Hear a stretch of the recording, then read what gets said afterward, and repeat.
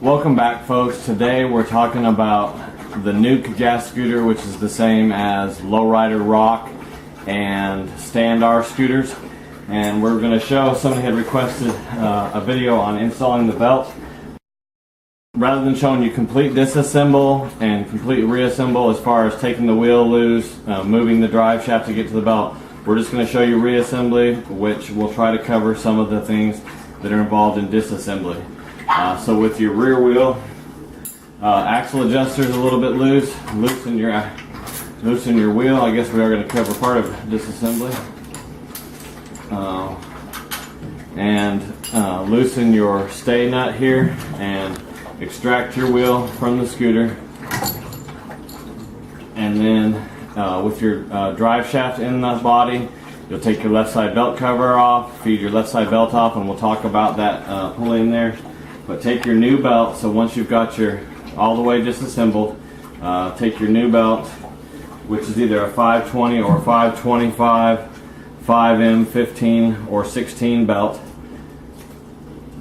and take your drive shaft, which it's careful to note on a Cobra, Rock, Cobra Commuter, or these stand-up models, that the drive shaft has a wave washer that goes on this side. So in the cavity up here in the frame, there's a snap ring. So on reassembly, we'll put our wave washer up in the frame.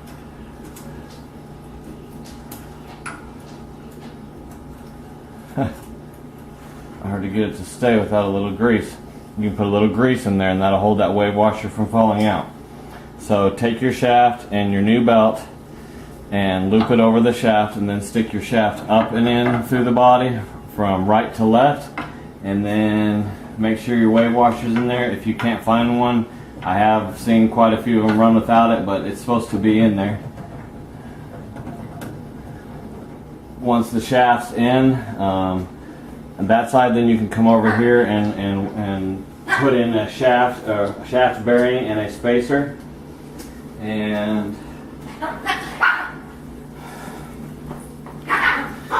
so on these models, the frame is the same size hole all the way through. So we put one bearing in, which once it's all the way in, it will bump up against a larger diameter of the shaft, stopping it from going any further. But the problem is this shaft can spin inside the bearing. You can see now how that inner race is turning. Well, it can, without some type of spacer between this bearing and the pulley, this shaft can spin inside that bearing and hourglass and gall and wear down that shaft. So we're going to show you, this is part of disassembly and reassembly. In order to get the shaft to move from right to left in the scooter, you have to have this snap ring out. So when you go to do your belt, first thing is to take this cover and belt off and pulley. And once that pulley is off, take the snap ring off, then the drive shaft will move left to right. With the drive shaft started to be reinstalled, take some type of Allen wrench or screwdriver and rotationally tap the snap ring in place.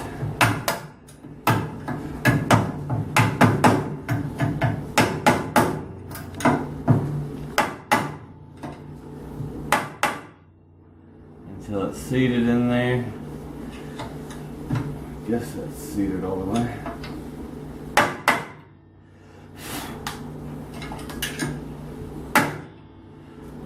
Sometimes it can be kind of tricky. Normally you'll hear it click once it's all the way in, or you'll see it into the recessive groove. So you can see there what it looks like with the snap ring all the way in. So at Scootr we have type 1 spacers, which takes up that space between that bearing and the pulley, or you also have the option to use a type 3 spacer, which you'd slide that in, and then another bearing, which we have another bike. I'll show you some pictures.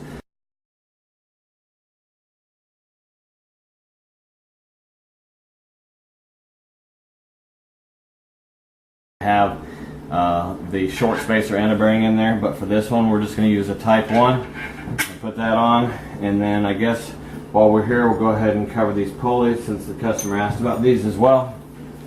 The factory Cobra and the Rock and Nuke and Cobra Commuter and the Rocky and Cobra Extreme have a two-piece pulley like this where the hub, the sprocket, 60-tooth sprocket is held to the hub by 5 screws.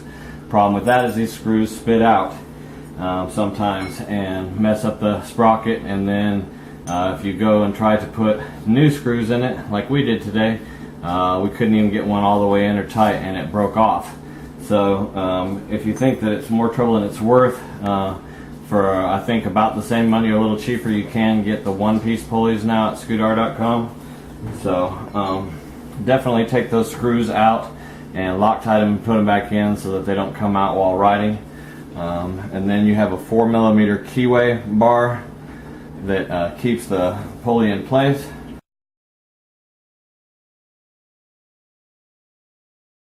And then you have a 4mm keyway bar that keeps the pulley in place. And with it installed into its recess there, then you can put your pulley on, either one you desire.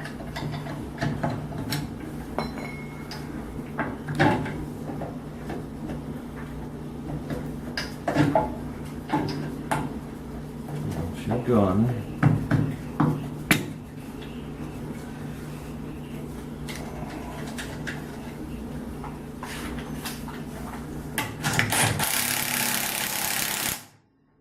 And then you can put your clutch side belt back on.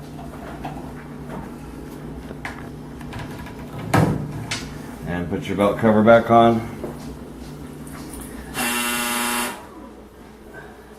So this is the cap for the right side, just like this cavity we were looking at here. This is just a cover on that side. You don't really ever have to take this off other than to be able to look in there and see what's going on, see where your wave washer's at, whatever. But you don't really have to take this off and don't really have to take that snap ring out either, other than sometimes it's helpful to, with this cap off, drive the tap on the drive shaft to drive it out. These pulleys sometimes can be very hard to get off with this nut off. Sometimes you may have to spray penetrant on there or take pry bars and wiggle it loose, or put even pressure with 2 pry bars and start the nut back on and tap on it gently to get it to break loose. We don't really have a puller or holes in it to use a puller. But now that our shaft's back in,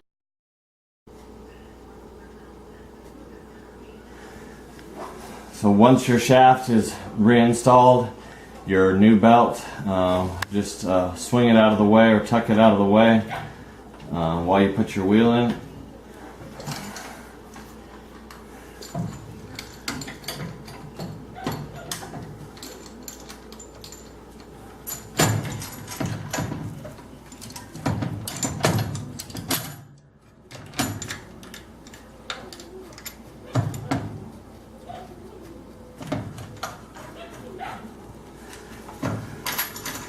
And then feel and make sure that the belt is in the right placement on the front sprocket, not up over the lip or anything. And then start it on the top and roll your wheel back. Proper adjustment should be quarter turn. You should be able to pinch the belt and turn it on its side, and just a little bit maybe is proper adjustment. So with your socket or ratchet wrench, you can try to use something to measure the amount of threads that's come out and try to keep them even that way, like taking an Allen wrench and marking it with your thumbnail, hoping that both adjusters are identical, and then comparing that to this side to see if you've got similar adjustment. For instance, if you've got them even, then if you went half turn, well, it's going to have to do probably 4 quarter turns here. Quarter, quarter, quarter, quarter, and then check your belt still really loose. Quarter, quarter, quarter, quarter, quarter, quarter, quarter, quarter. So that should be equivalent to 2 half turns over here. 1 half, 2. No, that's not true, is it? 3, 4. It's twice as much on this side. Okay. And we're getting close. Belt's still a little bit loose. So quarter, quarter, and half. We'll see if that's been working out for us to measure it that way.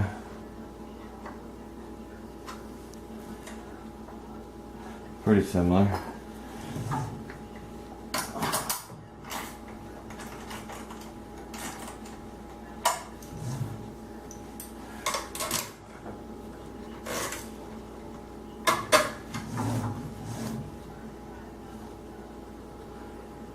It might be just a hair on the tight side. It takes quite a bit of moderate pressure to get it to that quarter turn, so we're going to back it off just a little bit.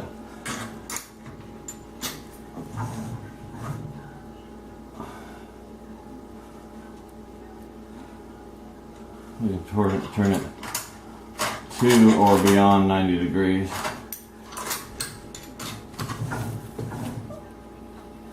That's pretty good there. You got it all the way to 90 degrees and maybe just a hair beyond.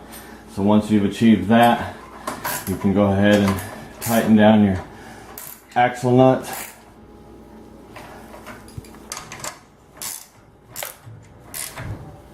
And then take any slack out of your adjusters just a little bit so they're not jangling.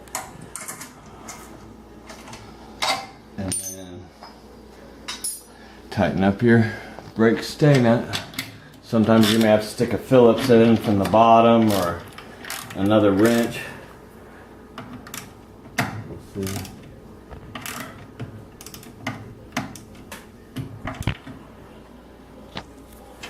And then I guess one thing I didn't show, because we didn't show the disassembly,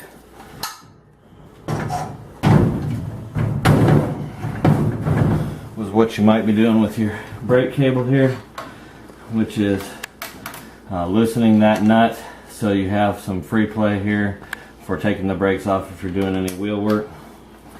And make sure you get all your slack out. Then you may want to preset your brakes. If it takes quite a bit of swing to get engagement, like way up here, you may want to split the distance between park and engage and lock it down there. But this one doesn't have much movement, so if we just take all the slack out of the cable by moving it forward a little bit, it should be close to proper adjustment. For children, you may have to have it a little different, or first-time riders, you may want to have the brakes a little relaxed. But for an experienced rider without tiny hands, I guess, you want your brake lever to stand about an inch off the grip when fully pulled, which this one we're getting ready to put some custom grips on, so that's a little bit more than an inch, but these are brand new brakes, so with a little bit of wear in a short period of time they'll be at an inch. So, and cables, this is a brand new bike too, cable stretch, so the cable could stretch, the brake could wear, and we'll be right on the money, so we're not going to mess with that adjustment. So that's everything that you got to do to put on the tire drive belt on the Nuke gas scooter, aka Lowrider Rock, aka Standar. Very similar to a lot of these bikes. We also, this side will forever stay a belt, but for this model we also do have chain drive kits now available at Scootr.com. We appreciate you watching, and we'll see you next time.